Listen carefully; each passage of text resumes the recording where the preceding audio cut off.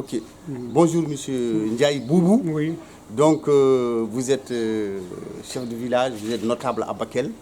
Vous avez vécu l'histoire de Bakel.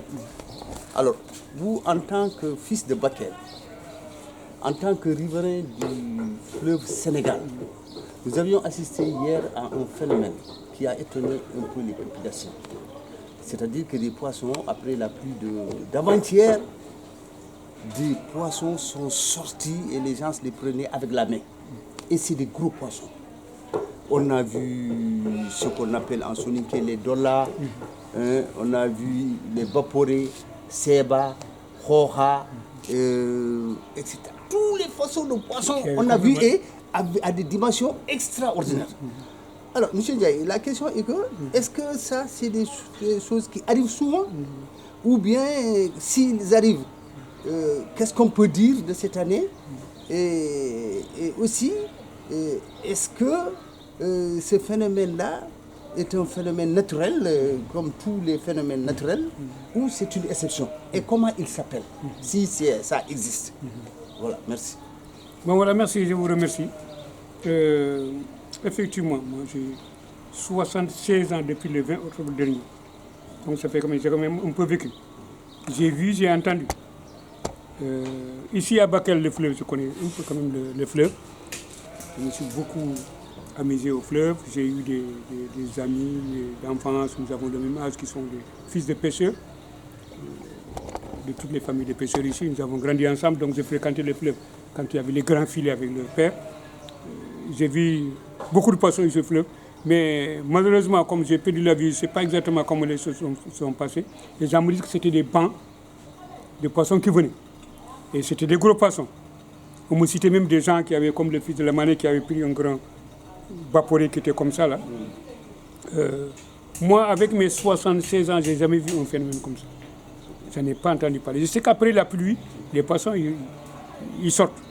Ils se remettent beaucoup. Mais ce phénomène-là, c'est pris dans le temps.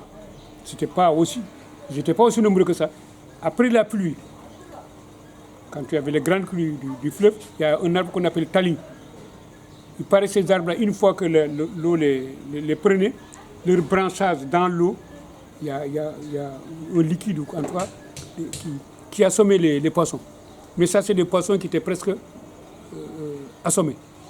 Le liquide est toxique. Il était toxique. Il n'était pas mort, il flottait, monsieur, les gens ils les prenaient. Or, ces poissons, ils étaient complètement vivants. Ou bien? Ils étaient vivants. Ils sont vivants. Voilà. Ils ne sont pas morts, ils étaient presque assommés. Agonie. Voilà. Assommés. Ils étaient assommés.